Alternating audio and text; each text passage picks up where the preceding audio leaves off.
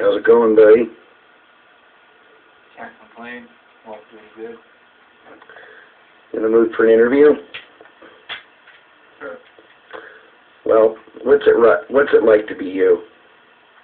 Not easy. Well, please elaborate. Well, I don't know. It's hard to explain. It's hard to be me. But it's kind of easy, too, at the same time. Well, you're like this, songwriter. You've written all these songs and everything, and, well, like, besides writing music, what do you do? Nothing. How do you get your money? I have a government job. Well, like, what do you do? I mean, do you just get a check in the mail for doing nothing or something like that? Pretty much. Oh, all right. Well, that sounds like a good job. Yeah, like I said, it's not easy. That's what I get paid for, being me. Well, Somebody's got to do it.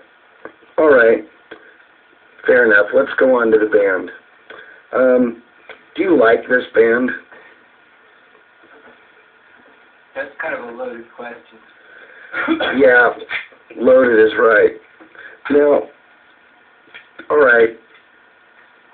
The thing is, well, like this Tony Latham thing, what was the whole deal about that? That was kind of a trip, because nobody quite knows where he came from. Me and Fabian, we were walking to Fabian's house, and we didn't even have a guitarist yet. Because we've been by ourselves for a while, just playing by ourselves, the drum and acoustic guitar in his room. And so we were like, man, we got to find a guitarist, but singer, So we were walking to Fabian's, and then his sister answered the door and goes, Tony was just here. He said he wants to play guitar for you. And we were like, Tony who? And we went walking down the street, down Fowler, or Fowler, I guess that's how you pronounce it. And all of a sudden, we see him walking towards us, and we thought he left. So it was like he just kind of appeared out of nowhere, like this phantom, and he's like, he said, I have always dreamed of playing with you guys, which was weird because it was just the both of us. We just barely started. So then later on, he asked me, do you know Mike Waters? Because Tony, he was like this virtuoso or something, and he said, I need a rhythm guitar so I could play lead. Because he had these gloves. They had no fingers. They were a special kind of glove.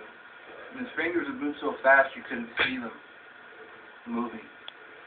Some people said that he wasn't really doing it, like he was a big poser, but I was there. Anyways, Mike, he introduced us to Mike, but Mike doesn't remember it being introduced, I guess, he tells me, but the fact is, he introduced us to Mike, but then when we started hanging out, Tony just disappeared, like he'd never been there before.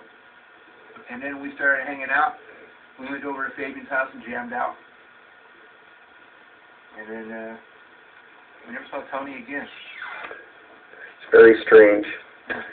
So, what are your hopes for the future?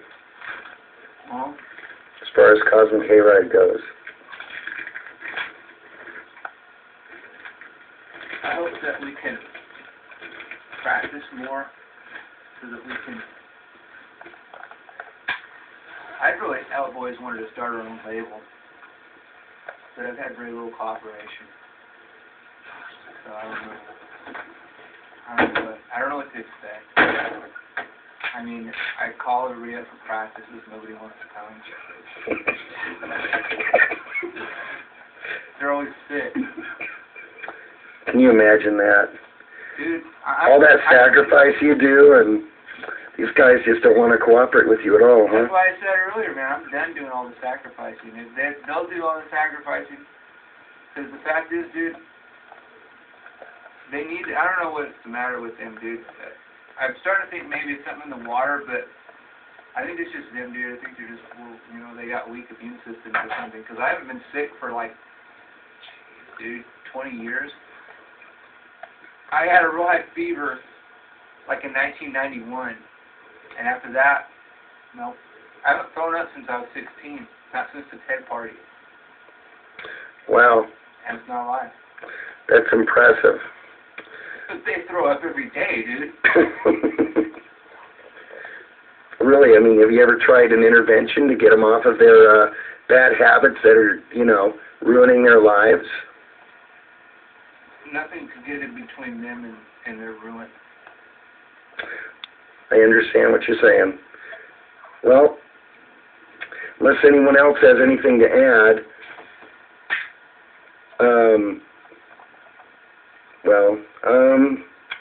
I guess that's it. Do you want to talk about anything?